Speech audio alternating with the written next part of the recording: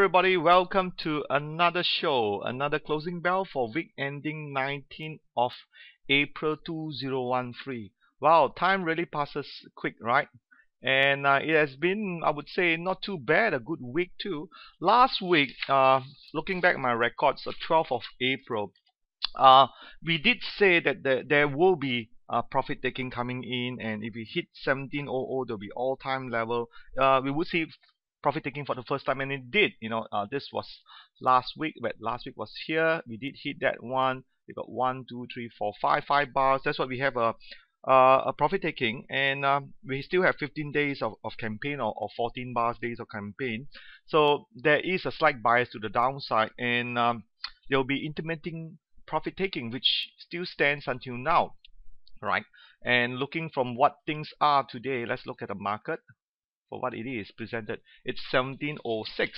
Okay, last week, 12th of April, it was doing 1698.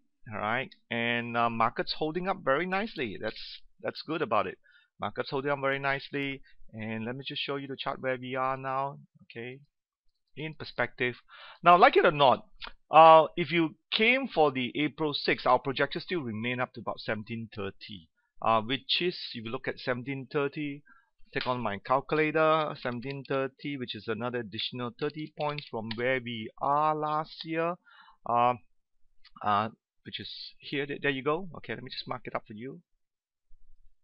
Okay, we were here. Okay, so another 30 points up here should give us about 1.7%, which is not a problem at all. Able to move 1.7%. So if you see in the scheme of things, this one's definitely moved higher.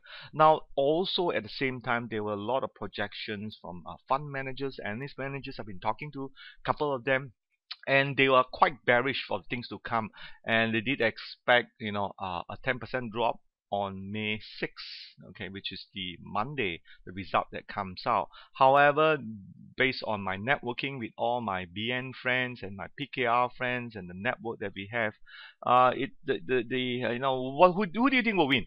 Come on, just tell me.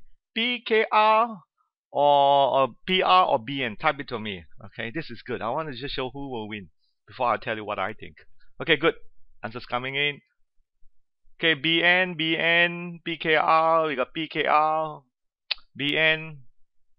Anybody else? BN, PKR. Okay.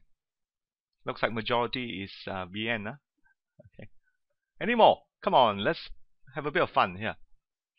We should have a bet, Okay, BN. Yeah, we should have a bet, 2-1 win, Okay. Bottom line is, we got more people, majority stated that BN win, and also today, the hard tactics that is used by the parties that don't allow this and don't allow that. That makes very difficult. But bottom line is, I personally feel that BN will still win, perhaps with a smaller margin. That will still be aligned with my forecast that I've done on April 6th. Business as usual, market will move higher depending on what's going to happen regionally. So market may, and now there was a talk about that market may gap down something like 10% from where we are. Assuming market did hit 1730, a 10% drop, which is about 170 points, that takes us to 1550, which is this level in here. If that goes into that part here, wow, that's a lot of opportunity here to buy actually. Keep your cash in. But the question is, what happens if it doesn't drop 10%? It only dropped 5%. I think likely my forecast is 5% from 1730. That takes us about 1640, which is this level here, the 200-day support.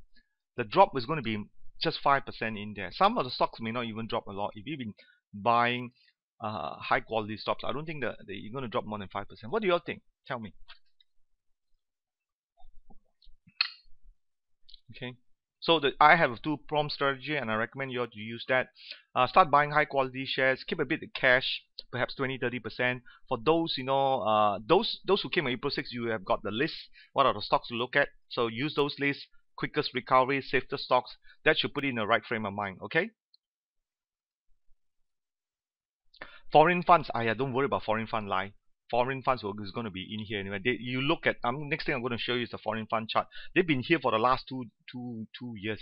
A little small things in here is not going to mean. Yesterday I just had a dinner with some of my Italian friends, and these are really high net worth people. I met one of the directors from Italy actually. And I said, where do you work? I work in Iskandar. I said, what do you do there? I work in the Pinewood Studio. How many of you heard in the Pinewood Studio? I think Pinewood Studio was used to make the old James Bond movie. The Q007 when Roger Moore, James Bond, all this here. Have you heard of the Pinewood Studio? Right. Pinewood Studio. I think some of the older guys would know. Okay. No, okay. So the Pinewood Studio is really a big studio that is out in Iskandar, and the government is okay. Thanks a lot, Linda. Yep, good. You okay. And this studio is such a huge one in there. So I told his name is Carlos. I said, hey Carlos, if you ever go down there, take my family. Can I visit Pinewood Studio? I'm a big fan of the James Bond movie. He said, why not? Okay, it's a lot. Apparently that movie set is for doing not only Pinewood, a lot of Korean shows, Japanese shows, and a lot of shows. So this tells you foreign funds is already packed themselves in here. Now you may not hear this. That is why part of my job here as a fund manager to put you in the right spot with the right people, telling you the right thing. A lot of people who's not privileged of this premium membership, they always been misinformed. They hear this, they hear that. That's what they always do average. Okay, stick to people who knows the inside or the out in here. As you look from the chart wise in here, we got a nice